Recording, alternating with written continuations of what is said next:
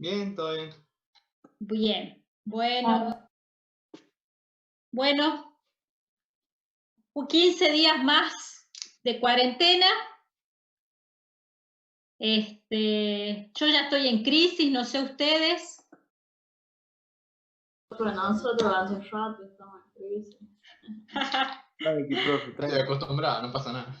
No, a mí ya me entró un poco la crisis, este, de la situación y bueno, así que en medio de la crisis hicimos una pausa con el aula virtual porque tampoco es cuestión de recargarlos de con tantas cosas en la semana y con las actividades, así que bueno, habrán el que haya entrado a buscar la actividad que le decía que les iba a subir, no estaba, así que esta No había semana nada. ya no había nada. Sí, sí, porque Encontrábamos felicidad nomás.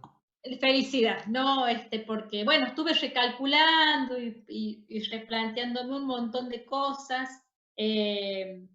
Ustedes saben que yo también trabajo en formación docente y hoy están empezando las clases, los chicos en los institutos. Y bueno, y yo como recomendación a mis colegas les decía, no se puede todo junto, no importa, materias que vamos empezando escalonadas, bueno, un montón de recomendaciones que no es lo que estamos haciendo en este instante, ¿no? Así que bueno, y de ahí dije, bueno, yo también tengo que aflojar a las expectativas de estos encuentros que son tan particulares y que están tan atravesados por la situación que estamos viviendo, así que vamos a ir con pausa haciendo las cosas. No implica que uno aprenda menos ni enseñe menos, sino que es diferente. Y por ese motivo, el aula no la terminé de armar, así que lo que vamos a hacer espero que en la clase de hoy, y si no la de mañana, terminamos todo lo que es la historia de la universidad, y en esa actividad, que va a ser una actividad como más integral, más amplia, vamos a dar por finalizada la evaluación de la unidad 1. Ya yo les voy a plantear, capaz que esta noche o mañana a la mañana les termine de armar la consigna para que la tarde la trabajemos, y esa sería la actividad que va a ser como la actividad evaluativa de la unidad número 1, que habla sobre la historia de la universidad, ¿sí? Así ya empezamos con la unidad que sigue y ya vamos a tratar de ver otra dinámica de trabajo. Entre ustedes se están pudiendo comunicar. Por ejemplo, si yo les planteara que tienen que hacer algún tipo de actividad entre dos. Nosotros tenemos un grupo de WhatsApp. Ajá. Claro, más que nada para esto, para ver si yo les digo, bueno, van a presentar en grupo de 2, de 5, de 3, determinada cosa y me suben ese trabajo y bueno, y ustedes van a tener que hacer una escritura colaborativa para no tener tanto trabajo individual, pero lo vamos a ir armando, ¿sí? Así que bueno, eso ha sido, ¿sí? Una pregunta. Yo la Dígame. clase pasada no estuve porque me enfermé, pero quería saber más o menos qué vieron. Bueno, ahora vamos a hacer una síntesis para continuar un poco sobre esto. Lo mismo, el PowerPoint de la clase pasada está puesto en el aula como PPT-2. Es el PDF número 2. ¿Ah? Ese es el Power de la clase pasada. Ahora vamos a hacer una síntesis como para ver esta última etapa que vamos a contextualizar. Por ahí entiendo que es aburrido, no a todo el mundo le gusta historia, más en carreras más científicas, pero bueno, esta unidad es como una unidad muy histórica, muy de ir pensando contenidos desde ese lugar. Así que por ese motivo, hoy vamos a mirar una etapa histórica muy particular en Argentina, que es peronismo, y en el contexto del peronismo, el surgimiento de la Universidad Obrera y de la reconversión luego de lo que fue la Universidad Tecnológica, ¿no? Que ha cumplido 70 años de vida, y bueno, creo que es más necesaria que nunca, y es lo que nos caracteriza a nosotros como institución. Voy a hacer como una síntesis hasta aquí para ver lo que vamos para recapitular algunas ideas que tuvimos en las clases anteriores. Básicamente empezamos el trabajo con los textos respecto a qué es la universidad y cuál es el origen de la palabra universidad, para luego mencionar una institución particular que es como la institución universitaria que nosotros transitamos hoy. El origen medieval, recuperamos el origen medieval de la Baja Edad Media y luego su reconversión en su pasaje de la sociedad moderna al Estado. Entonces tuvimos este origen de las universidades como colegio, como agrupación de docentes y alumnos para transmitir un saber determinado, y esta característica que adquiría de estas clases magistrales que daba un docente frente a un grupo de estudiantes que iban en búsqueda de ese docente en particular para poder aprender de él ese saber que era un saber casi artesanal. Ese es el origen medieval de la universidad, y que luego va convirtiéndose en una institución particular, ¿no? Y definida con una función específica dentro de la sociedad. Hay universidades que tienen el origen muy ligado a su origen religioso, de las órdenes religiosas, que han fundado en Europa en el siglo XII, XIII, han fundado las grandes universidades, otras que han sido fundaciones, un origen de universidades más ligadas a la presencia del rey o de la configuración de los estados, y esos son los modelos que se han trasladado en Argentina. Acá el modelo de universidad que más ha influenciado, por un lado, es el origen de las órdenes religiosas, que son los jesuitas, cuando vinieron y fundaron la Universidad de Córdoba, allá por el año 1500, 1618 más o menos, que traen la Universidad de Córdoba, que es la universidad más antigua que tiene América Latina, y que tiene esta característica de ser una universidad casi dogmática, muy encerrada sobre sí misma, una formación de artes liberales, sería la abogacía, la medicina, la teología, y que a principios del siglo XIX, XX, fue el lugar que dio origen a una revuelta universitaria que fue la Reforma del 18. Ese fue el tema de la clase anterior, ¿sí?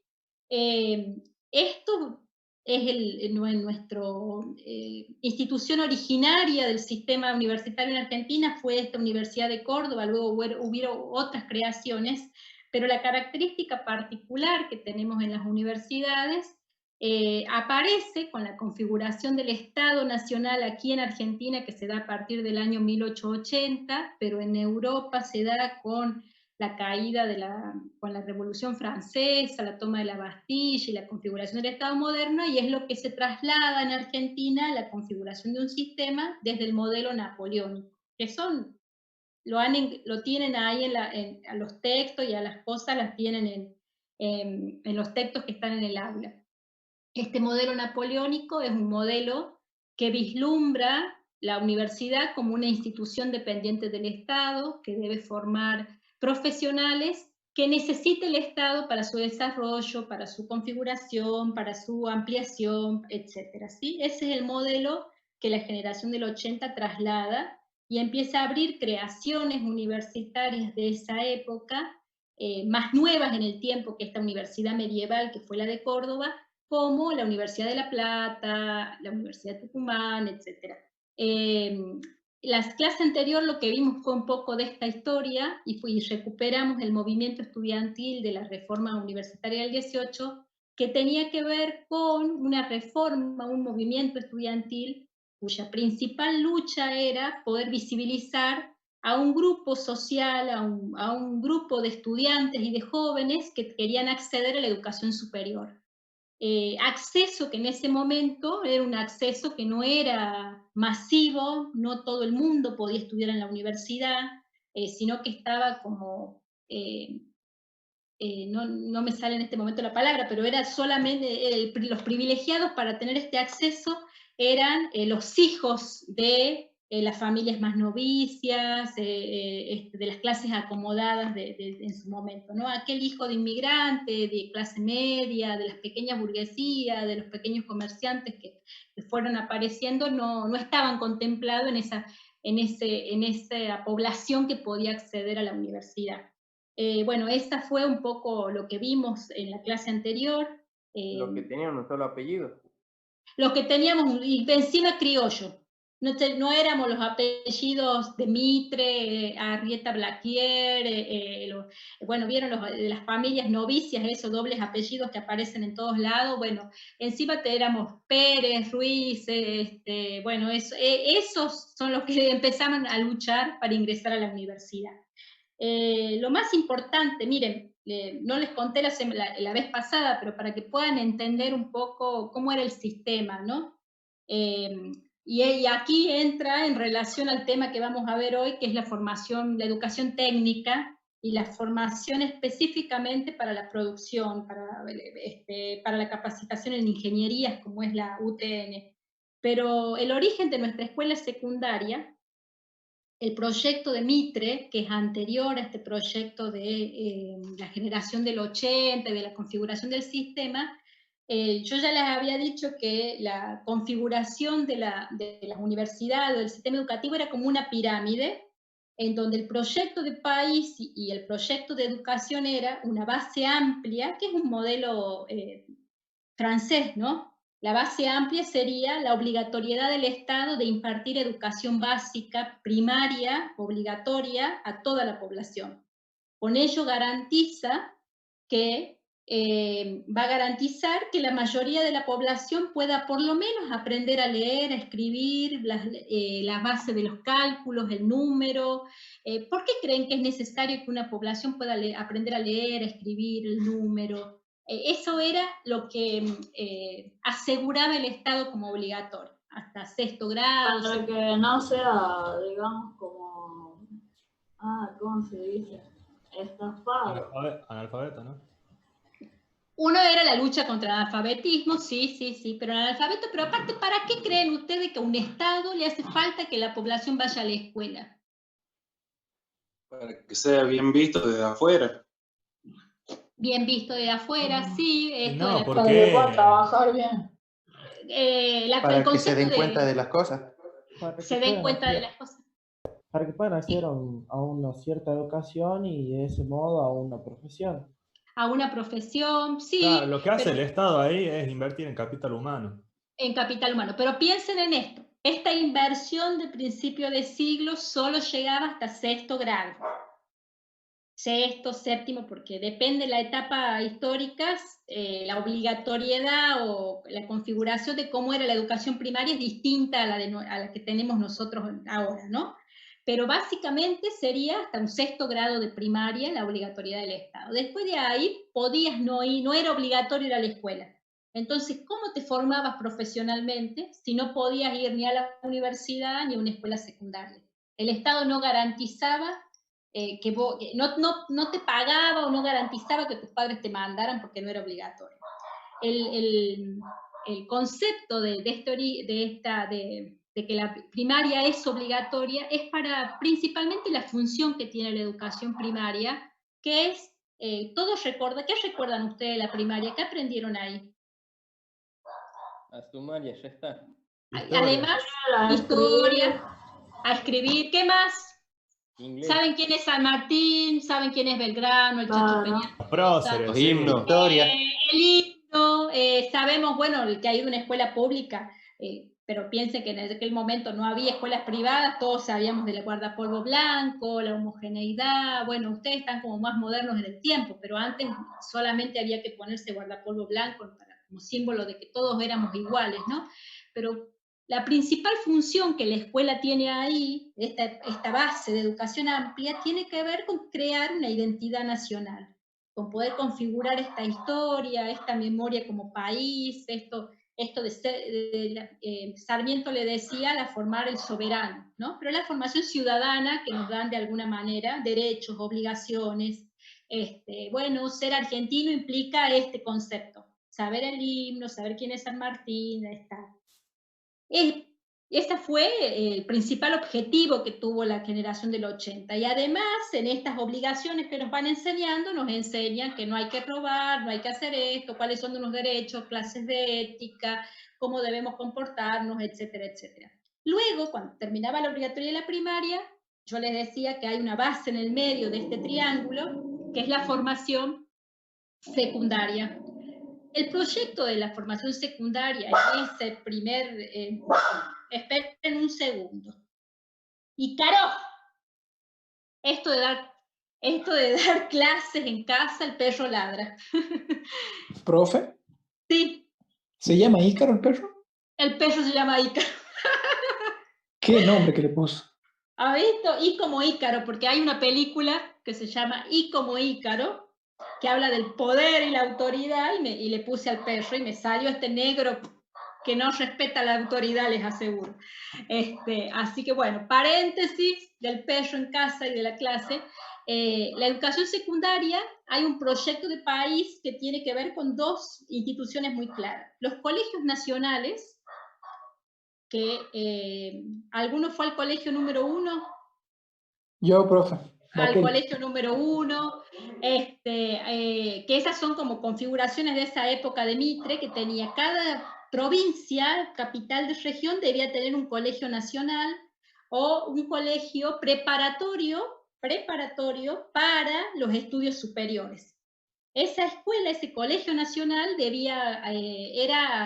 o los colegios universitarios, en el caso de la Universidad de Córdoba era el Colegio Montserrat, bueno, acá la UNLAR tiene el San Martín, pero eran como estos colegios con una visión a veces hasta más humanística, luego se fueron diversificando a lo comercial, pero ese era el lugar del sistema educativo en donde uno accedía, no cualquiera accedía a esos colegios. El proceso de selección era con los hijos de la gente que estaba en la administración de esas ciudades, las familias más acomodadas podían acceder. Y luego quedaba la otra línea del sistema, que eran las escuelas normales. En algún momento, ahora ya no existe esta división de las escuelas normales, pero en algún momento la escuela normal era la primaria, y luego vos ibas al secundario y salías con el título que allá hacías en el secundario, con tu título de maestro, maestro normal nacional, para que puedas enseñar en esa escuela primaria, ser maestro, ¿no? Ese es el origen de estar. En ser maestro, por lo general, ahí iban las hijas, específicamente eran mujeres, las hijas de inmigrantes, o los hijos, también hubo hombres que pudieron acceder, que no tenían acceso al Colegio Nacional. Y que era tan selectivo el sistema, el proceso de selección, que alguien que se recibía de maestro no podía acceder a la universidad aunque tuviera un muy buen puesto, porque los sistemas no debían tocarse, ¿no? La función que tenía después la escuela normal necesitaba armar una tropa de docentes, así como concepto de tropa, que pudiera educar al soberano, ¿no? Y la escuela tenía que ser el lugar de construcción de identidad, de creación de concepto de patria, de concepto de argentinidad, etc.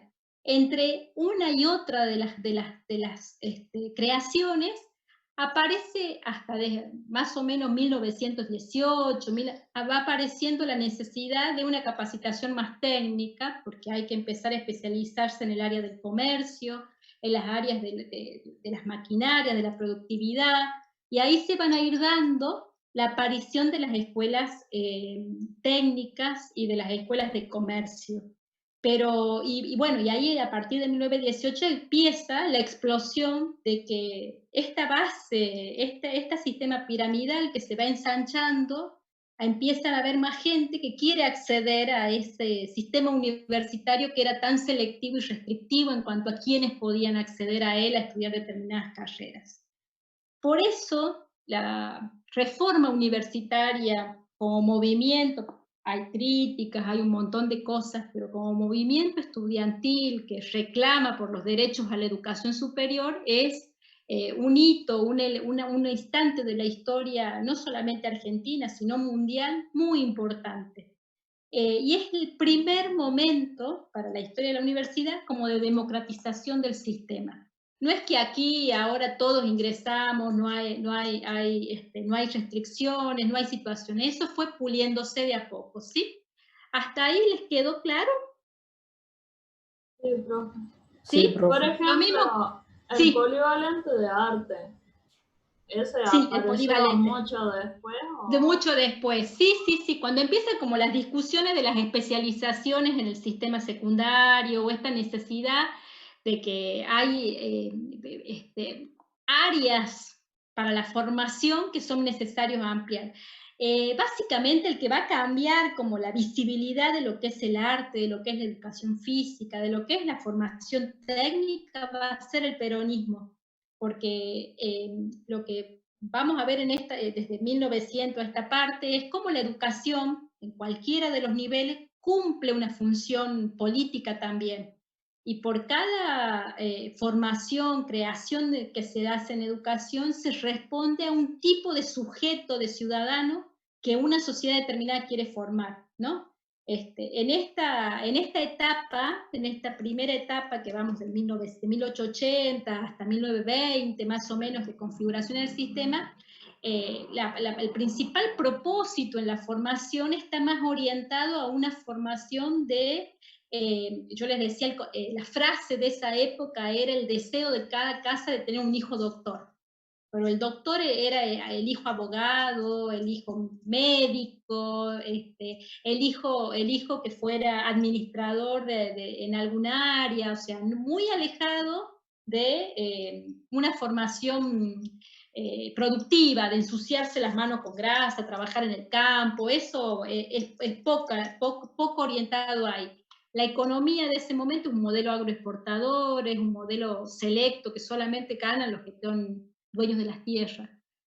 Luego de que se produce la reforma del 18, el radicalismo en el poder, Irigoyen tuvo muchos años en el poder en Argentina y se va haciendo una característica que a veces tienen los grupos políticos cuando uno lucha por llegar, no sé si ustedes lo pueden ver o lo van a ir viendo a medida que van creciendo, y en todos lados se ve, a veces uno es opositor de ciertas cosas cuando quiere llegar a acceder a algún lugar de poder, y cuando accede a ese lugar de poder se vuelve de nuevo igual que el que se fue. En este caso, esta democratización que se quiso en el sistema, con la reforma del 18 y a partir de todo lo que se fue creando en el sistema educativo, fue que paulatinamente el Estado volvió a convertirse en un Estado conservador, ¿no? Entonces, lo que decíamos de que era elitista, llega un momento, vuelve a convertirse en elitista y hay una franja grande de población que no puede ingresar ni a la escuela, ni al... hay características de formación, de necesidades de formación de la sociedad que no están contempladas en el sistema, proyectos sobre qué tipo de país queremos generar que no se proyectan.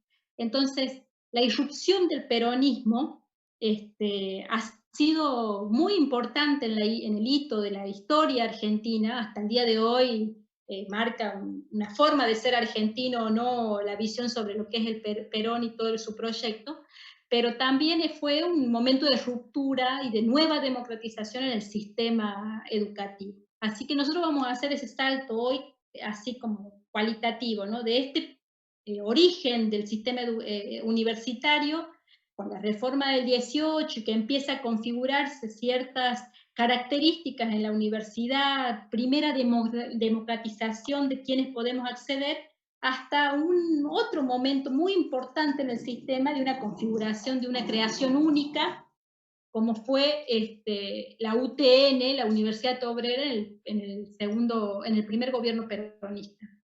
Bien, ahora les comparto un texto. ¿Preguntas?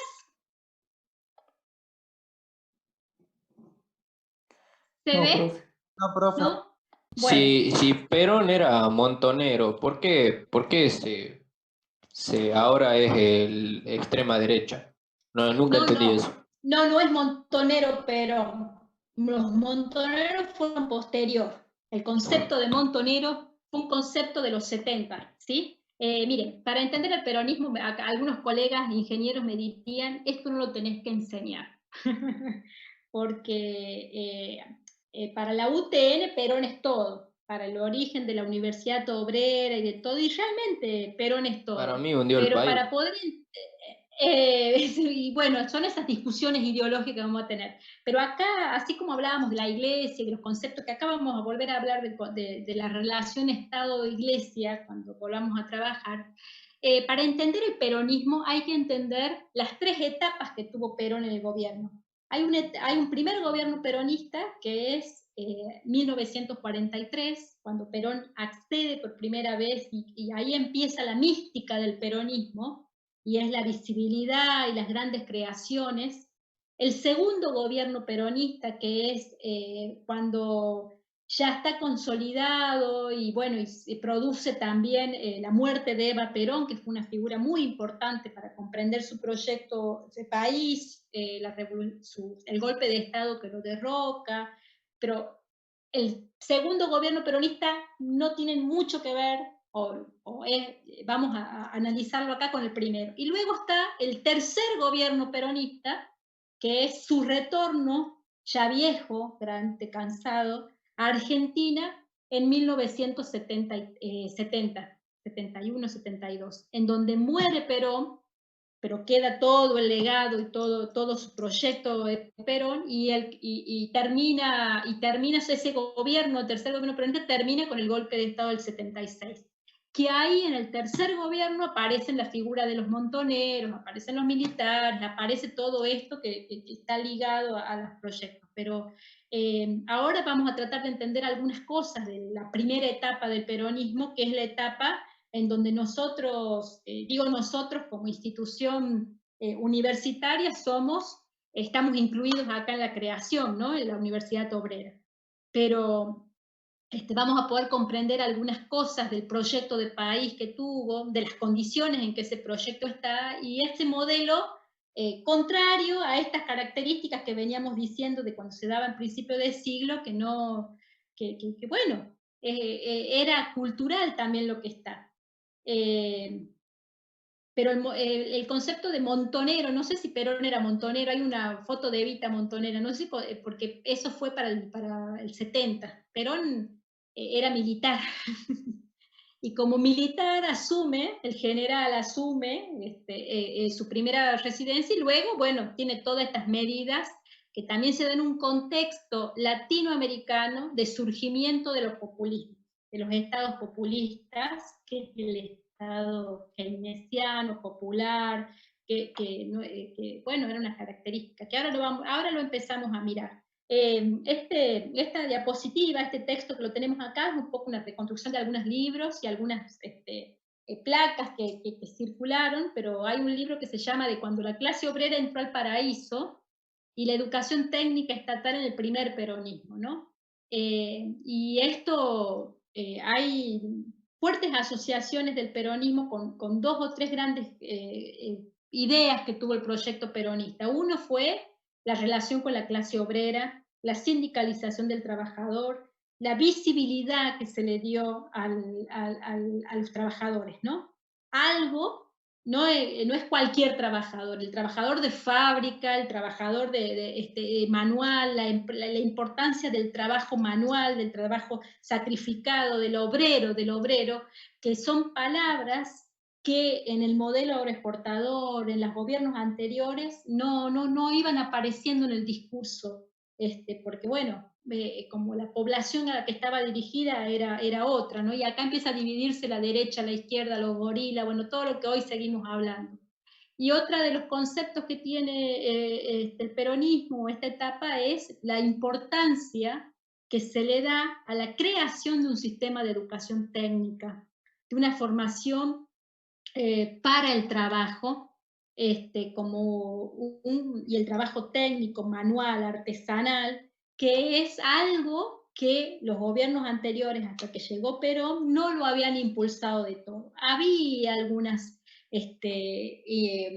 primeras instituciones técnicas, pero esta creación de las escuelas técnicas como la EPED 1, la EPED número 2, esas que algunos deben ser egresados de esas escuelas, de los que están ustedes acá, que de esas escuelas hay por lo menos una en cada lugar del país, en cada ciudad capital del país, y luego se fueron extendiendo, es comparable con la creación de las escuelas normales que tuvo Sarmiento, porque el proyecto era la formación especializada y técnica de la población. Por eso el proyecto peronista es un proyecto donde uno de los principales receptores del discurso es la clase obrera. ¿Quiénes eran? No sé si vieron, cuando estaban en el ingreso tuvieron que trabajar, quiénes fueron los primeros estudiantes de la Universidad Obrera.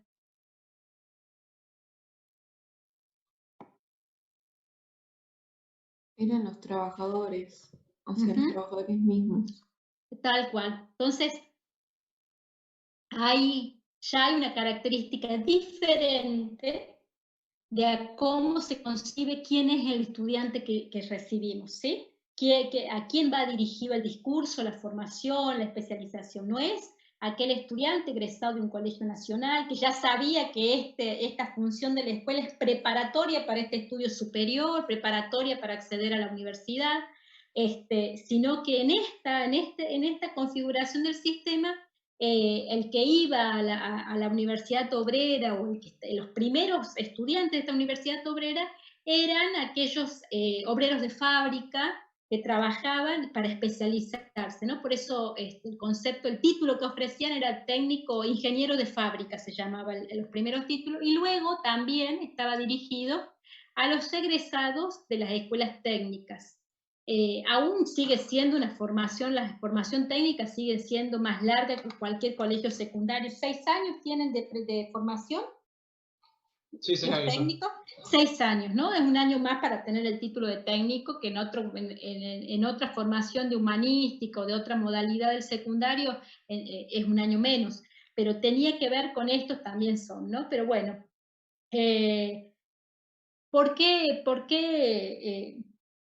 aparece como importante esto? Bueno, es esto, ¿no? La cuestión técnica, el proyecto de país del peronismo no es un proyecto agroexportador, al contrario, es un proyecto productivo.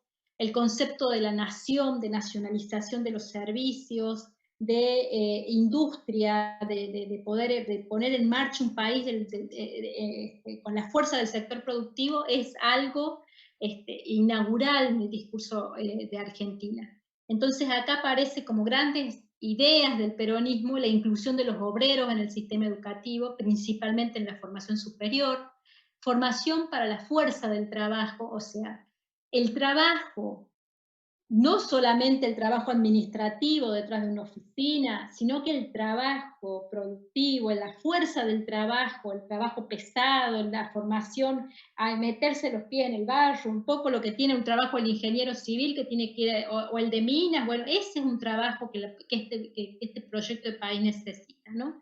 Esta cuestión de que una Argentina industrializada necesita de recursos humanos, mano de obra cualificada para ello, y la especialización del obrero es central. Y eso va a permitir una democratización social, una mejor distribución de las riquezas, no un sistema tan piramidal como el que tenía el sistema anterior, sino un poco más equitativo. Bueno, acá aparecen como palabras que siguen estando en el discurso, pero está.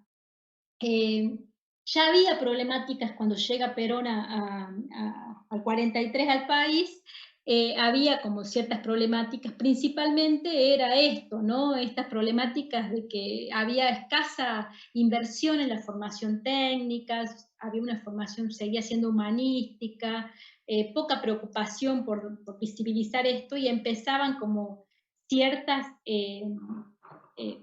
bueno, demandas, que es la misma demanda que hoy hay a los estados, qué sé yo. ¿Y quiénes serían los actores sociales que demandan visibilidad o atención por parte del Estado? Los planeros. Los planeros, los de los planes sociales, los movimientos populares, bueno, bueno, en ese momento el que demandaba atención era este obrero sindicalizado. Piensen, cuando empieza, acá es el origen de los sindicatos, ¿no?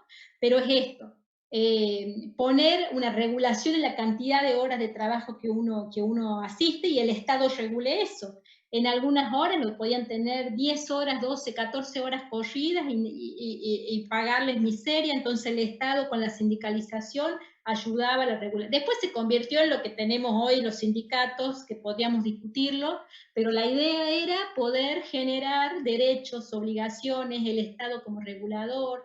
Lo que aparece en el peronismo es este concepto de las migraciones internas, estos movimientos, pero principalmente en el primer gobierno peronista, y es un poco cuando ustedes escuchen los discursos actuales para poder trabajarlo, es el concepto del Estado como Estado interventor.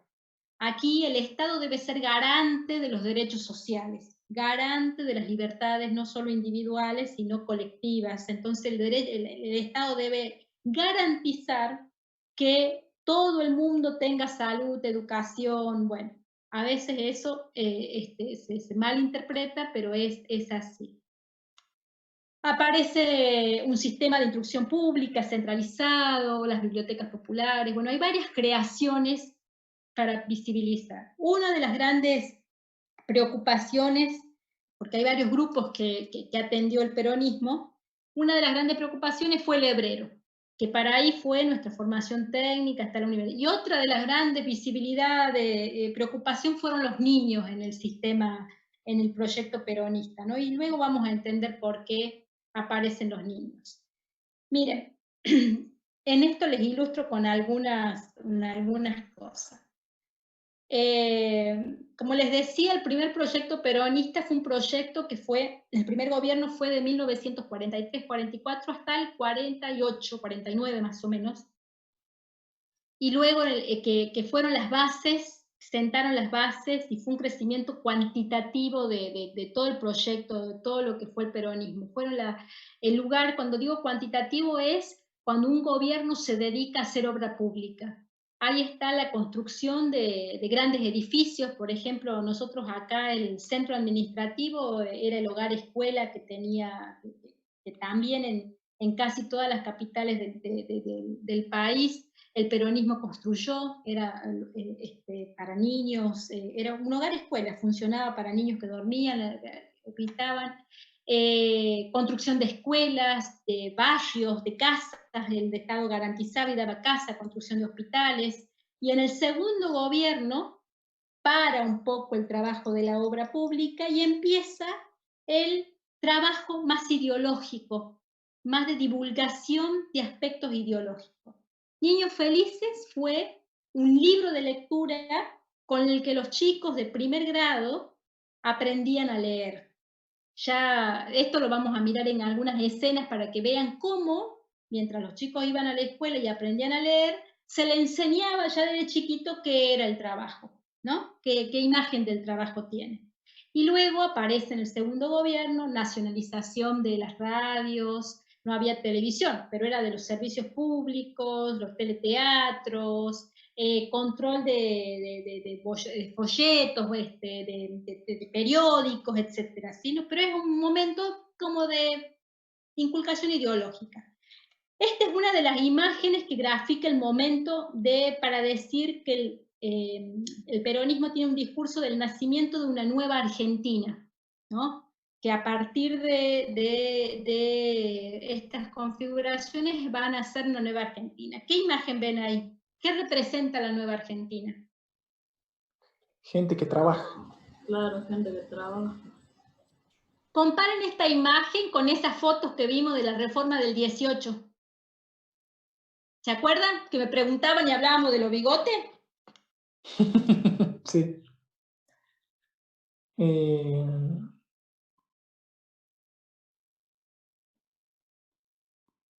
Que el hombre no tiene bigote o cómo. Más que nada,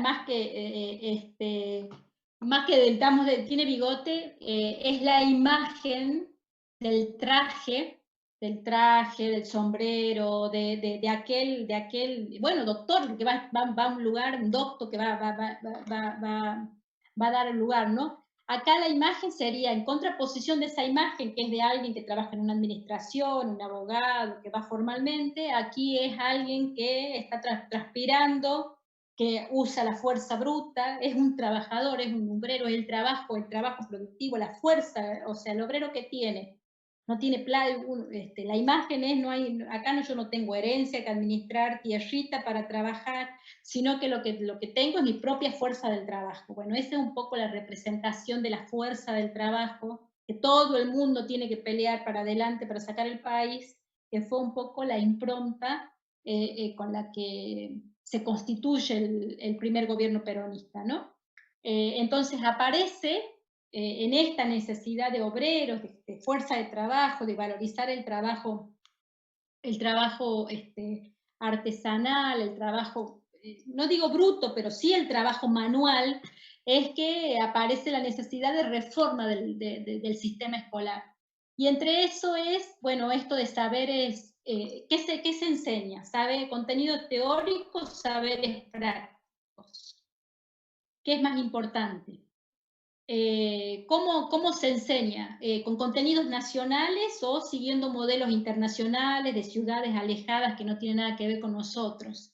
¿Qué hacemos? La lucha entre el imperialismo, que el imperialismo es Estados Unidos, Inglaterra, la dominación, o contenidos latinoamericanos de nuestra propia lucha, de nuestros hermanos americanos. ¿Qué hacemos? ¿Un Estado laico o volvemos a enseñar religión? Bueno, estos son los debates que en el primer gobierno volvieron a instalarse e hicieron que entre conocimientos teóricos y prácticos se privilegiara la formación práctica, las escuelas de oficio, los talleres, la formación técnica. Ahora se habla, no sé, ustedes son chicos, no sé si estaban mirando los noticieros, pero en algún momento se decía en esta necesidad de que hubiera prácticas profesionalizantes en el secundario, ¿no? Que pudieran ir, por ejemplo, si tenía sí. Por ejemplo, en el año fuimos a bueno, en realidad varios de mis compañeros fueron a la fábrica de Color Test y de creo que estaban en el parque industrial de acá de La Rioja. Sí. Y empezaron a hacer las prácticas porque era un proyecto de ese año y tenían que empezar. ¿Y cuántas horas tenías que ir más o menos ahí? 140 horas en todo el 3 meses, creo que eran 3 o 6 meses. Bastante. ¿Y después cómo te evaluaban eso? Lo que yo sé era que tenían que ir con un cuaderno con un tutor de la universidad, de la fábrica. Espérenme un segundito, por favor. Sí. Pausita. ¿Por qué no mata ese perro, prof?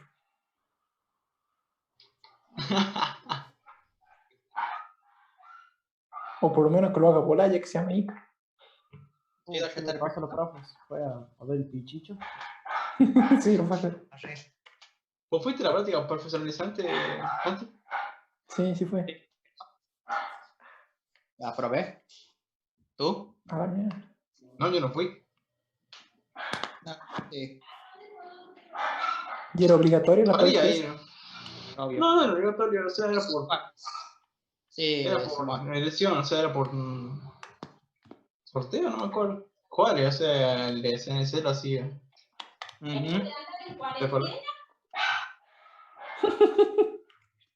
No, pero a mí me habían elegido para hacer esto igual. ¿Y qué te hacían hacer allá? Además de hacer una máquina, tenía que ayudar a hacer un taller de mantenimiento plano y todo eso. A la mierda. ¿Tengo la llave? Pali, por ejemplo, cambiaba los rodamientos. Estaba hecho un loco, ¿sabes? De las máquinas, ¿viste? De hilado. Sí. En otra comisión me lo hacen trabajar como negro. Me contaron. Sí, viste que hay un judimín que te hacen trabajar ahí. Yo no fui en la primera. Sin yeso, decía. Sí, le decían que no les dieran la punta para que no los hagan limpiar porque habían vagos que no limpiaban, entonces lo hacían limpiar a ellos, ¿viste? Qué culiado que son, boludo. Yo no fui a ver. La boca. Pero yo fui a la segunda comisión, pero la primera comisión me contaron todo eso. Qué hijo de puta, se aprovecharon de los pobres niños, boludo. Listo. Sí, disculpe. Ay, uno cree que no viene nadie y están ahí golpeando las manos. Bueno, ¿en qué estábamos con las prácticas profesionalizantes? Sí, estaba hablando Alan. Y fue hablando de prácticas nosotros. Sí, que de la evaluación. Bueno, un poco ese era el sentido, miren, en este modelo, que cuando lo quisieron implementar o generalizar, el gobierno anterior decían de que podía ser un nivel de explotación, de que era trabajo infantil. Vieron que depende quién lo plantee, son los discursos que se generan en torno a eso. Pero en esta etapa histórica del peronismo, eso se implementó. Entonces tenías la formación técnica, era que empezaba a los 12 años, 13 años, era la división, era mañana y tarde, entonces los chicos muy jóvenes, muy chicos, iban a las empresas, a las fábricas, a tener el trabajo, la parte práctica. Entonces se pasaban a veces 4 o 6 horas trabajando ahí, porque una de las principales concepciones de aprendizaje que tiene es que la mejor forma de aprender es haciendo. Y la manera de aprender haciendo es junto con otros en el lugar que de eso se hace. Entonces ahí es un poco, bueno, esa impronta, esa importancia del trabajo, de la formación práctica, hay que acompañar con saberes teóricos, pero no es que primero es el saber teórico y luego es la parte práctica, como de aplicación de la práctica. Esto va implicado. Lo menciono como importante porque eso es cuando la UTN o la Universidad Obrera empieza como a configurarse y a tener mayor entidad. Ese es el primer discurso que dice acá, el contenido del currículum es el trabajo que hace un ingeniero, es el trabajo que hace un ingeniero de fábrica. Entonces, una ida y vuelta constante entre los saberes prácticos y los saberes teóricos. Hoy dirán ustedes en la formación, en un primer año lo estamos viendo poco a eso, ¿no? Pero la idea es que a medida que se van formando, eso tenga mayor sentido. Y por otro lado, los otros conceptos como el nacionalismo, el imperialismo, bueno, responde a que en ese momento el sistema empieza a configurarse desde creaciones, pedagogos que escriben para eso, ¿no? Empieza a leerse música nacional en vez de escucharse música extranjera, bueno, todo un concepto. Y lo de la laicidad y la religiosidad, yo les decía que siempre hay unión entre iglesia y Estado cuando se necesita, y recuerdan que cuando trabajábamos la configuración del Estado del 1880, decíamos que el Estado se llama laico, separado la iglesia del Estado, y que la religión no era una materia obligatoria para aprender en las escuelas públicas. Uno podía aprenderlo en una escuela que se sabía privada, aunque no se llamara así, pero que tenía eso. Bueno, en esta primera etapa del gobierno peronista, se torna obligatoria la enseñanza de la escuela, de la educación religiosa. ¿Y ustedes por qué creen que hubo una alianza entre escuela y laicidad y familia? No familia, sino Estado e iglesia. Luego se saca esto, ¿no? Después Perón se termina peleando con los de la iglesia, que también dice que son derechos, pero en este primer gobierno peronista impone la enseñanza religiosa. Y uno de esos motivos de la imposición es necesita de la alianza de la iglesia para legitimarse, para ganar adeptos, para poder ir generando consensos. Y cuando ya estaba muy seguro de su legitimidad, de que el pueblo lo iba a apoyar, ya no necesita de ese agente como es la iglesia, y luego el segundo gobierno deroga la obligatoriedad de la enseñanza religiosa, impone la libertad de culto, aparecen otras religiones que no solamente son las católicas, que pueden generar escuelas, etcétera, ¿sí? Pero para que vean cómo a veces en las configuraciones de instituciones y de proyectos pueden aparecer aspectos de la religión aquí. Bueno, esto es del libro de lectura, léanlo, miren el libro. Si ustedes hubiesen aprendido a leer así, ¿lo pueden ver?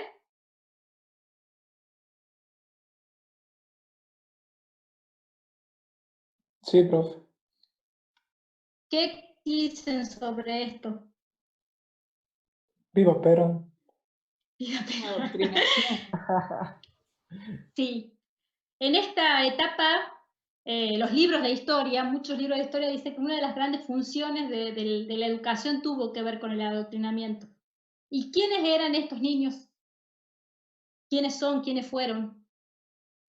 Por lo general, estos niños que aprendieron a leer con esto son aquellos adolescentes que en el tercer gobierno peronista lo esperaron a Perón en su regreso y bueno, configuraron la juventud peronista, configuraron, son los que estuvieron para apoyarlo, los montoneros, pero bueno, si a mí me enseñan mis Rosales, mío, y luego Perón es el líder, todos aman a Perón, todos cantan viva Perón, viva el líder, viva, como una adivinanza, a lo mejor, bueno, y a su vez veo que yo tengo casa, tengo salud, tengo educación gracias a él, hay un sentimiento que se genera, ¿no? Pero hay un lugar, así como en primer grado se leía esto, primer grado, secundaria se leía esto, en las universidades se leía fragmentos de la doctrina peronista, en la escuela secundaria se leía el libro de Eva Perón, La razón de mi vida, o sea, era un lugar de adoctrinamiento ideológico. Pero bueno, esto también es la conformación de un ser argentino particular, identificado con estas características. Acá empieza lo de Perón, las creaciones y todo, ¿no? Pero bueno, la visibilidad de la oferta empieza esto. Acá aparecen las escuelas de arte, que era lo que me preguntaban del polivalente, eran las escuelas de artes y oficios, donde aparece también como importante el aprendizaje de oficios ligado a los talleres de herrería, a los talleres mecánicos, o sea, todas aquellas actividades que necesita un país para desarrollarse y que de algún modo no estaban contemplados en ese proyecto tan intelectual y tan docto que tenía el gobierno anterior, ¿no? Aparecen las escuelas industriales, las técnicas, que sería la EPET, las EPET, pero bueno, las escuelas profesionales de mujeres, la educación no solamente para las mujeres es la escuela normal y ser maestra, pueden ir a aprender peluquería, que es la EPET número 2, creo que es la que tenía las escuelas profesionales, me parece. Pero bueno, es este proyecto que hasta el día de hoy sigue estando vigente, y le debemos a este proyecto, ¿no? EPET 1 creo que es. La 1. La 1 porque... y todo eso, porque mi hermana quería ir ahí.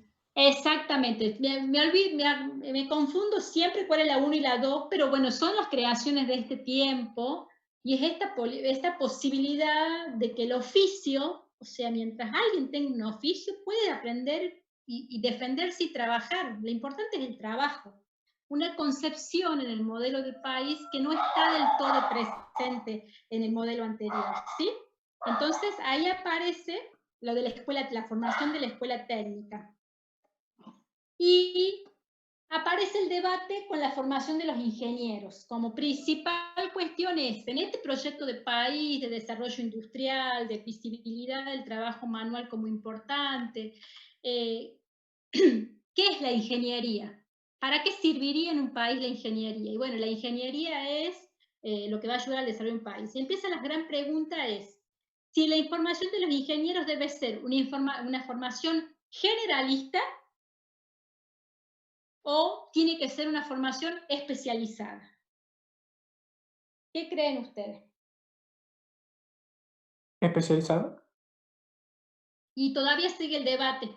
Ustedes saben que todavía sigue el debate. Para mí tendría que ser generalista, como el médico, por ejemplo, que ellos primero estudian para ser médicos y después para ser... Y ustedes saben que esa es la discusión que todavía sigue estando presente. En esta época, a ver, leamos lo que significa el generalista y el especialista.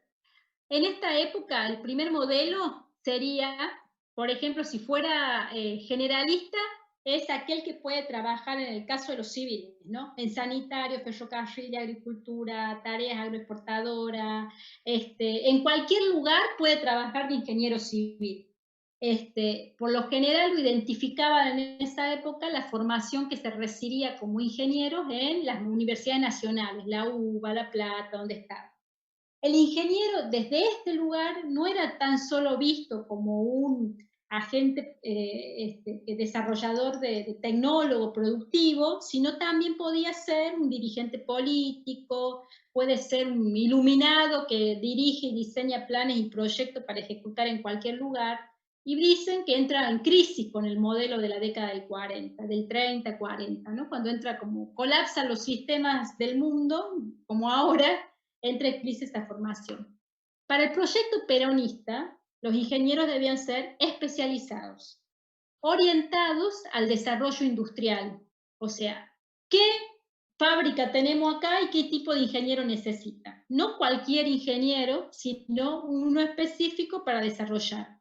En este modelo, la Facultad de La Plata y la Escuela Industrial del Otto Kraus empiezan a pensar en los ingenieros de fábrica, y ahí empiezan las primeras orientaciones para pensar el perfil de la ingeniería, ¿no? Acá está ligado a la demanda del perfil profesional la tiene que dar el modelo productivo, no al revés, no sacar un profesional para insertarse en cualquier modelo productivo. Esta discusión hasta el día de hoy sigue estando presente. La UTN, la Universidad Obrera, los fundamentos de base dice que nosotros por eso somos ingenieros especialistas de fábrica como primer título, ¿no? Es la especialización. En nuestro caso, por eso es una escuela de ingenierías donde tenía en primer lugar civil, electromecánica, electrónica, luego va apareciendo la química, pero es una escuela de ingeniería orientada a una formación específica. Lo vamos a seguir mirando porque ese es el gran debate que tiene con respecto a la formación del ingeniero. Y entre eso, miren, esta es del 17 de marzo del 53, cuando Perón inaugura los cursos de la Universidad Obrera Nacional. Piensen que era impensable en la década del 20, del 30, que un obrero fuera a la universidad, más que tuviera una universidad específica para él, ¿no? Y ahí están como los diarios técnicos del mañana, la Universidad Obrera, que dice que fue pensada como respuesta a las crecientes necesidades de mano de obra calificada para acompañar el proceso de industrialización. Básicamente es esta relación que visualiza el peronismo de que el sector productivo debe estar acompañado de mano de obra calificada, ¿no? Y la mano de obra calificada es este tipo de trabajo. No solamente es contribuir a la industrialización de un país, sino elevar su capacidad cultural, el amor al trabajo, a la conciencia política. Bueno, algo de lo que tiene como muy exitoso el peronismo es la conciencia de clase, de pertenencia a un grupo. Bueno, no sé, en su casa alguno debe tener un pariente peronista y debe saber lo que es, ¿no? Pero frases como para un peronista no hay nada mejor que otro peronista, las máximas del general. Pero bueno, esta ha sido como la solidaridad, todos unidos de la mano, como la justicia social y todas estas cosas son como ideales que también surgieron al momento de la creación de la Universidad Obrera. Piensen que mucho de esto, cuando el peronismo es derrocado y la Universidad Obrera se convierte en universidad tecnológica, intenta ser desterrado de la formación, ¿no? Entonces, después del 55, la gran pregunta fue si podía seguir existiendo la universidad como tal. Por eso le cambiaron el nombre. ¿Alguna pregunta? No, bro. Yo tengo a mi papá radical y a mi mamá peronista, así que... ¡Ah! ¡Qué pelea! Bueno, pero mi hermana más chica es socialista. Oh, vos tenés de todo, te falta el marxista ahí, y te falta el del PRO. La mixtura entre ecléctico ahí que está derechoso. Es que mi mamá estudia política.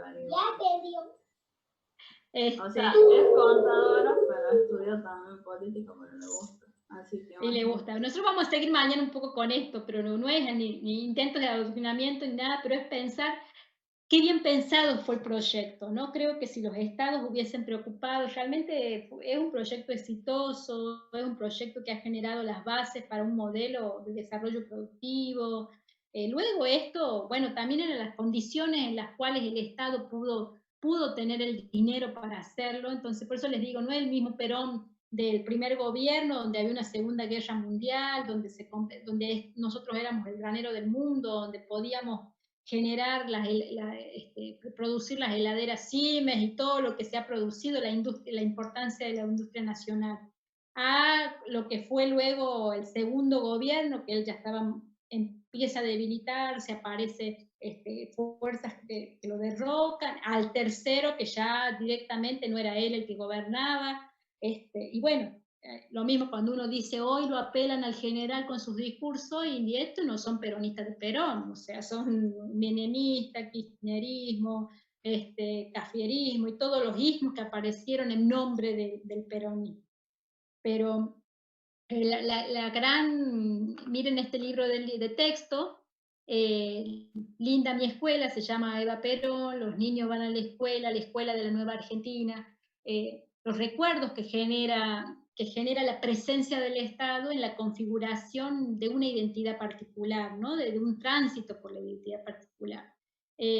Yo este libro de texto lo pude tener en mis manos cuando estudiaba Historia de la Educación, me acuerdo, y en este libro, Niños Felices, mucho del libro estaba tachado. Bueno, después entendí que el que lo había tachado era hijo era una familia de radicales de Córdoba, en donde el chiquito, de muy chiquito, se negaba al adoctrinamiento y su papá había sido cesanteado en el gobierno peronista por no usar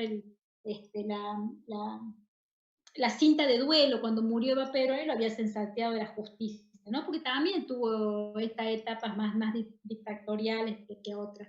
Pero bueno, es esta resistencia que uno tiene a veces a ciertos sistemas. Todo proceso educativo tiene algo de ideológico.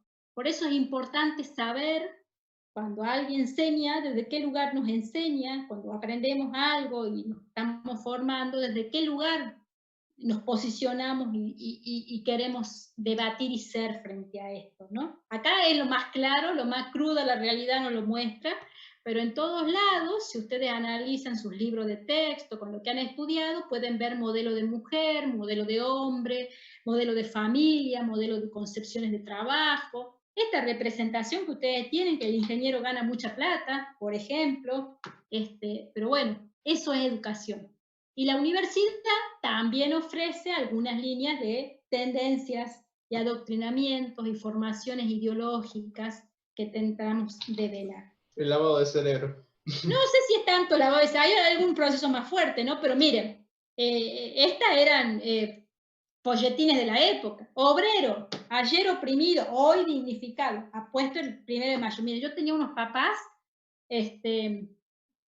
yo salí radical porque ya les dije, fui a Córdoba y ahí me lavaron la cabeza con la reforma del 18, pero yo tenía unos papás peronistas que tenían un busto, una cosa de mármol así, con un busto en bronce, eran tinteros del general. Mi papá lo sacaba y lo ilustraba, le hacía, ¿no? Y él se acordaba te lo recitaba de memoria todas las creaciones del general, el 1 de mayo, las 8 horas laborales, etcétera, etcétera. ¿Cómo no amarlo al general? La primera muñeca que le dieron a mi madre fue del general, la primera máquina de coser que le dio Eva Perón, y bueno, todas esas cosas, eso también es algo de líder carismático y de cosas, ¿no? Pero miren lo que es las imágenes, la función de la imagen. Por eso, aunque ustedes no lo crean, cuando ustedes sean profesionales, cómo se posicionan, cómo se ven, qué imagen dan frente a todo, es muy importante. Entonces, ¿cuál era el grupo al que está dirigido? ¿Qué tipo de sujeto quiere formar? Es la consideración de un grupo de obreros jóvenes, especializados, calificados, que van a fundar la nueva Argentina para el desarrollo de un país.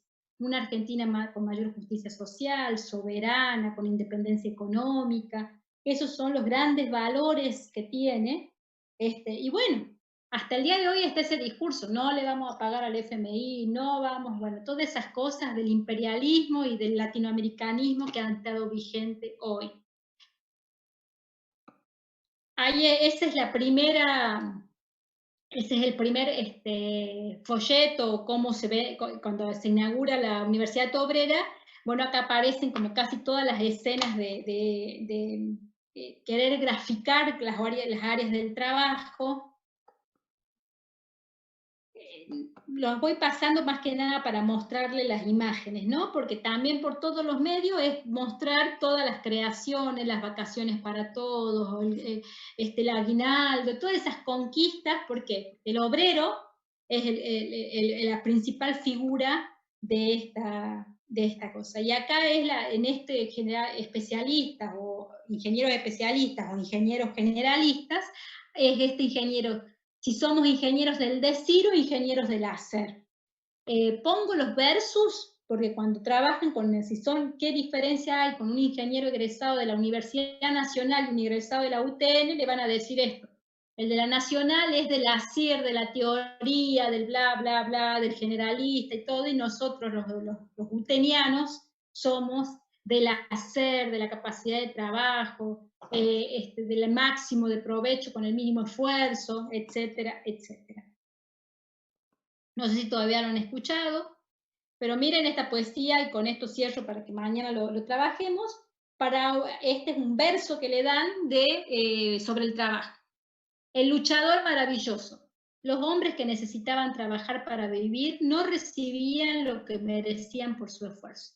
Los viejecitos sin familia no encontraban quienes le dieran cariño. Los niños pobres debían ganar su comida. Así era de triste la vida en nuestra patria.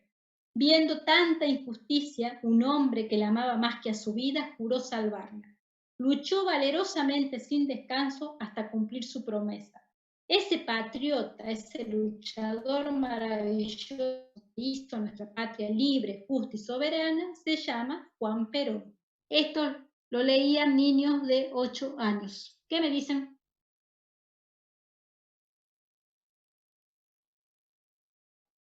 ¿Quedaron mudos? No sabemos qué decir.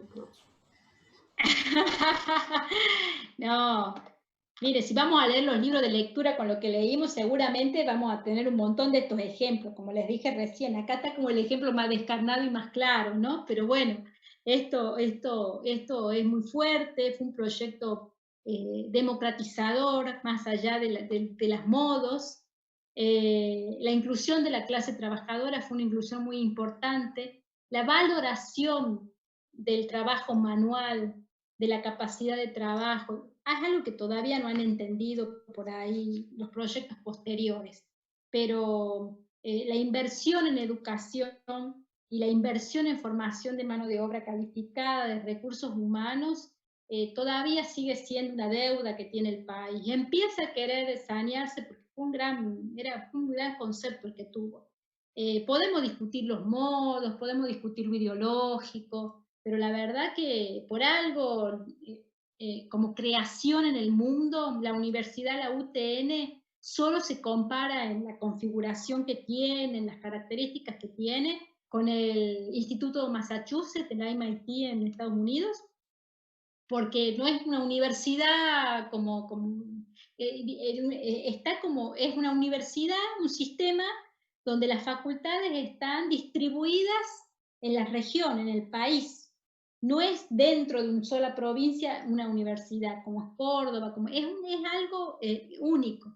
Entonces es algo muy valorable, y además ahora tiene otra configuración, pero como solamente para un área específica del saber su creación, también fue como de avanzada el pensamiento y la creación, ¿no?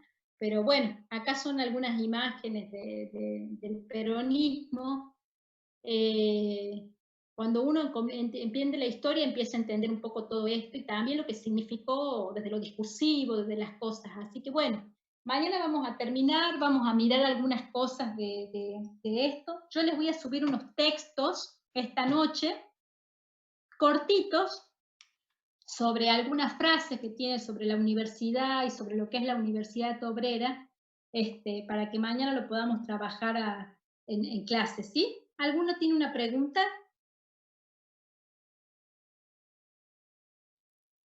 Yo por lo menos no, profe. Profe, ¿No? una cosa que dijo que me dejó a mí pensando. Sí, dígame. Que decía que los colegios nacionales preparaban a los chicos para la universidad, ¿no? Sí, esta era la función del origen, la función de origen de los colegios nacionales era la función preparatoria para los estudios superiores. Bueno, yo no recuerdo que me hayan preparado para nada, le digo. Lo que pasa que hay que pensar que, bueno, que un poco es esto, ¿por qué vemos esto de la historia y en cada institución? Es que a veces las instituciones tienen en su origen, en sus inicios, una función determinada que con el paso de los tiempos va perdiendo efectividad. Y va quedando a manera discursiva nomás, prepara para esto, pero ha perdido el sentido, ya sea por el concepto, por las características que adquiere, porque queda atrasado a las demandas de la sociedad y no se actualiza. Así que por eso es importante pensar cómo hay prácticas que quedan, por ejemplo, de esta época. Cuando discutíamos en algún momento con los ingenieros, en algunos años atrás, vino un sistema de evaluación de la calidad de la universidad, ¿no? Donde tenemos que hacer como estándares de calidad. Y nosotros, para evaluar la carrera, y la CONEAU siempre está, ya nosotros, que nos da la validez de los títulos, la acreditación de las carreras. La gran discusión de las primeras épocas de la CONEAU que tenía la UTN era con el discurso de que nosotros no éramos igual a una universidad nacional, por el origen, por las características, por lo que sea. Pero había algo que ellos rescataban todo el tiempo, y una era las características de la población, y decían, nuestros estudiantes son obreros que trabajan en la fábrica, que es el origen de la Universidad Obrera. Nuestro turno de trabajo es vespertino porque salen de trabajar y está. Es el origen y es la característica de cómo eran las prácticas y la clase en ese momento. Pero hoy, cuando uno pregunta, ya no hay casi gente que obrera o que trabaje en fábrica que esté estudiando una carrera de ingeniería. Son muy pocos. Casi hay muchas otras instituciones que están trabajando turno o noche, que no es solamente la UTN, porque los institutos de formación docente, las escuelas técnicas han empezado a trabajar en este turno. Entonces, ese estudiante o ese destinatario que en el discurso decimos que tenemos, no es tal. Si yo ahora le pregunto a ustedes, ¿cuántos de ustedes trabajan en una fábrica, cumplen 8 horas y después de trabajar todo el día van a estudiar? ¿Cuántos son? Yo, pero no en fábrica. No en fábrica, pero no es la mayoría como en ese momento, ¿no? Entonces eso nos hace poner desde un lugar del discurso que luego tenemos que darnos cuenta que ya hay cosas que han cambiado y nos tenemos que adaptar y tendremos que modificar y tendremos que repensar, pero esa es la riqueza de la educación, o se convierte en muy conservadora como pasó con la Universidad de Córdoba, que se negaba a cambiar hasta que vino un movimiento y le dijo, bueno, no me sirven más, chau, se van y hagamos esta revuelta, o se va adaptando y se va haciendo una institución flexible a los cambios. Y bueno, creo que la universidad, la UTN, de a poco fue flexibilizándose, va adquiriendo otros lugares y características. Nosotros somos una facultad muy chica, tenemos que tener mayor presencia en la sociedad, pero es una construcción muy importante para la configuración del modelo de país de ese momento, fue la gran construcción, fue la que tuvo el peronismo, ¿no? Y todo lo que es el sistema de educación técnica, el sistema universitario obrero, todo este proyecto fue un proyecto muy importante. Y no soy peronista. Así que bueno, mañana seguimos trabajando.